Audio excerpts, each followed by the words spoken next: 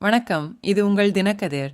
முன்னாள் முதல்வர் வி. நாராயணசாமி வியாழக்கிழமை புதுச்சேரி அரசை முன்னுரிமை அடிப்படையில் மதிப்பெண்கள் வழங்குவதற்கு பதிலாக நுழைவுத் தேர்வுகள் மூலம் செவிலியர் ஆட்சேர்ப்பை நடத்த வேண்டும் என்று வலியுறுத்தினார்.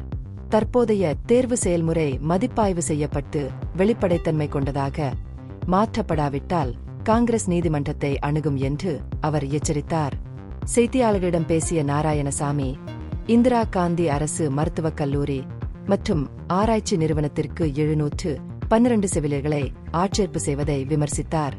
கோவிட்-19 தொற்றுநோய் காலத்தில் அரசு மருத்துவமனைகளில் பணிபுரிந்த வேட்பாளர்களுக்கு 5 கூடுதல் மதிப்பெண்களும் வேலைவாய்ப்பு மூப்பு அடிப்படையில் 15 மதிப்பெண்களும் வழங்கப்பட்டதற்கு அவர் எதிர்ப்பு தெரிவித்தார். அவரை பொறுத்தவரை இந்த முறை புதுச்சேரி அரசாங்கத்தின் நிறுவப்பட்ட ஆட்சேர்ப்பு நடைமுறையை மீறுகிறது. இது பாரம்பரியமாக நுழைவுத் தேர்வுகளை அடிப்படையாக கொண்டது. இப்போது விதிவிலக்கு அளிப்பது செயல்முறையின் நியாயத்தன்மை குறித்து கடுமையான சந்தேகங்களை ஏற்படுத்துகிறது என்றார். IGMCMCRI ஒரு மருத்துவமனை சங்கத்தின் கீழ் செயல்படுவதால் அது சரியான ஆட்சேர்ப்பு விதிமுறைகளை பின்பற்ற வேண்டிய கட்டாயம் உள்ளது என்றும் அவர் குறிப்பிட்டார். தேர்வு செயல்முறையில் வெளிப்படைத்தன்மை மற்றும் பொறுப்புக்கூறல் இல்லை என்று நாராயணசாமி மேலும் குற்றம் சாட்டினார். நுழைவுத் தேர்வு மூலம் ஆட்சேர்ப்பு நடத்தப்படாவிட்டால் நீதிமன்றத்தை அணுக நாங்கள் தயங்க மாட்டோம் என்று அவர் எச்சரித்தார். நியாயமான மற்றும் தகுதி அடிப்படையிலான அமைப்புக்கான தனது கட்சியின் கோரிக்கையை மீண்டும் வலியுறுத்தினார். மொத்த மற்றும் சில்லறை மதுபான கடைகள் மற்றும் உணவகங்களுக்கு உரிமங்களை வழங்குவதில் முறைகேடுகள் நடந்ததாக குற்றம் சாட்டி பாஜக கூட்டணி அரசாங்கத்தின் மீது ஊழல் குற்றச்சாட்டுகளையும் அவர் சுமத்தினார்.